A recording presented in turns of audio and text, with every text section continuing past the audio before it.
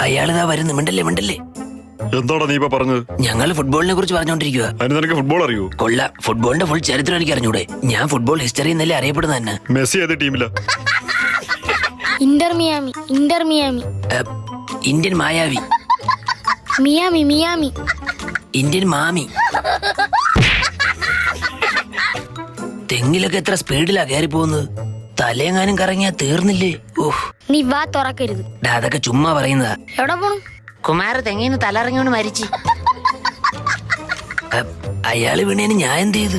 എനിക്കും ഇതിലൊന്നും വിശ്വാസമില്ലടാ. അങ്ങനെയാണെങ്കിൽ ഈ വയല് കൊള്ളാന്ന് പറഞ്ഞാൽ അതോടനെ അങ്ങ് ഇല്ലാതാവും. പിന്നല്ലാതെ, ഞാൻ മുമ്പ് പറഞ്ഞിട്ടുണ്ടോ വയല് കൊള്ളാന്ന്? എന്നിട്ടാ അന്നത്തെ മഴയിൽ കൃഷി ഫുള്ള് പോയി. പിന്നെന്തൊക്കെയോ വിഷയമായി സർക്കാരൊക്കെ ഇടപെട്ട് വയലൊക്കെ അങ്ങ് നികത്തി. ഇപ്പൊ തരിശുഭൂമിയെ കിടക്കാണ് തോന്നുന്നു. ഈ പുള്ളി അടിപൊളിയായിട്ട് ഇമിറ്റേറ്റ് ചെയ്യുമല്ലേ? ഞാനും ഒരു തവണ പറഞ്ഞ് ഇജാതി ടാലന്റ് എന്ന്. എന്നിട്ടാ അന്നാണ് പുള്ളിക്ക് ആക്സിഡന്റ് ആയത്.